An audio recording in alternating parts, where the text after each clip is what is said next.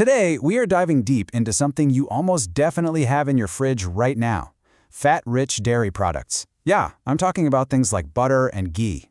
We're going to uncover the surprisingly complex science, the absolutely colossal global market, and the incredible cultural story behind them. All right, let's start with a little pop quiz. What do you think is the single most complex, edible fat found anywhere on planet Earth? And here's a hint. The answer is probably a lot closer than you think. It's not some rare, exotic oil from a far-off place. Nope, it's a staple in kitchens all over the world. The answer is milk fat. And to really get what makes it so special, we've got to zoom in, like way in. This isn't just about calories, folks. We're talking about some seriously sophisticated biology at play here. And here is the headline number. Milk fat isn't just one single thing. It's actually a wild cocktail of over 400 different fatty acids. That incredible diversity is exactly what makes it the most complex natural fat known to science, and it's the secret sauce behind its unique flavor and texture. So have you ever wondered how milk keeps all that complex fat perfectly suspended instead of just, separating into a greasy layer at the top? Well, the secret is this amazing thing called the milk fat globule membrane, or MFGM. Think of it like a tiny biological suit of armor around every single drop of fat. And this membrane? It is a true multitasking genius. First, it protects the delicate flavor of the fat, stopping it from going bad. Second, it's loaded with its own unique compounds that are great for nutrition. And third, it's what keeps every one of those fat globules happily floating in the milk, giving it that smooth, consistent texture. Okay, so we've got this amazing natural ingredient. Now, let's look at how we transform it into the foods we all know and love.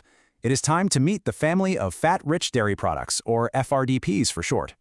First up, we've got cream. It's really the simplest of the bunch.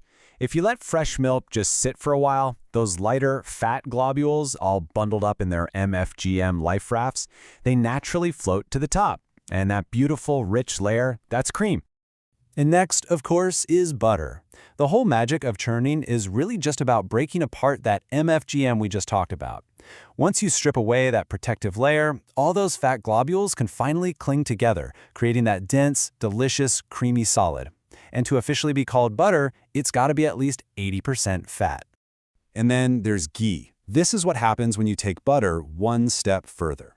You simmer it gently to remove all the water and the milk solids, and what you're left with is pure, golden, clarified fat. But in India, ghee is so much more than an ingredient. It's a cornerstone of cuisine, a part of sacred rituals, and a key element in traditional medicine. And speaking of India, we have to talk about this. Because when it comes to fat-rich dairy, the scale of production there is it's breathtaking. This is where the story's numbers get so big, they're almost hard to wrap your head around. Just try to picture this. India is the largest milk producer in the entire world. And get this, nearly a full third of all that milk gets turned directly into ghee and butter. The sheer volume of fat being processed every single day is absolutely mind-boggling. And this chart really puts that dominance into perspective. Back in 2020, India produced 6.1 million metric tons of butter and ghee. That is more than double the entire European Union combined. It just completely dwarfs production in places like the US. It's not even close. Okay, so let's zoom back out from India and take a look at the bigger global picture. Because this isn't just a regional phenomenon. There is a massive, worldwide appetite for these fats. And we are talking about serious business here. The global market for fat-rich dairy products is on track to hit $16 billion. That is a major industry with a huge economic footprint all over the world. So what's fueling this huge market? Well, it's kind of a classic tug of war. On one side, you've got a growing demand for natural, traditional fats, especially in things like baking. But on the other side, the industry is always up against health concerns and fierce competition from all the low-fat alternatives out there.